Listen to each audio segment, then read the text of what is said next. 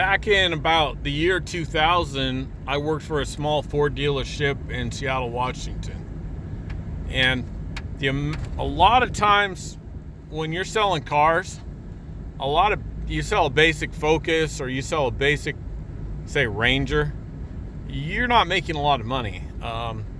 In fact, you're making so much little off the deal that the dealership guarantees you make at least, back in the day, I think it was $125 or $110 back in 2001. That's called a mini. That means you make the minimum that the dealership says. Even if the dealership didn't make any money on the deal, we're still going to pay you $100. In the car industry, that's called a mini. Well, fast forward 19 years. Dollar's worth much less. Your spending ability off a dollar is very weak now. So the minis are higher, right?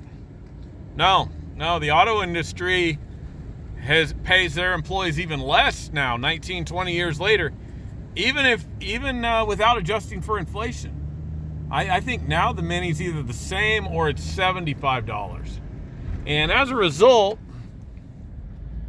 the car industry pays its Salesforce so little that the odds are when you buy a car, when you go back to buy another car in 4 or 5 years, the person you bought the car from is gone. They're at another dealership or they're out of the industry. Now, the dealerships don't seem to mind this. I think it's a real problem because what consumers are finding out is their experience shopping for a car, and now these cars are so high tech that they rely on the Salesforce somewhat to set up the technology, is the Salesforce is not knowledgeable whatsoever. And I think it's an issue for car dealerships. Car dealerships apparently disagree. They're paying their Salesforce less and less, and the turnover is just a joke. But let me know what you think. What do I know?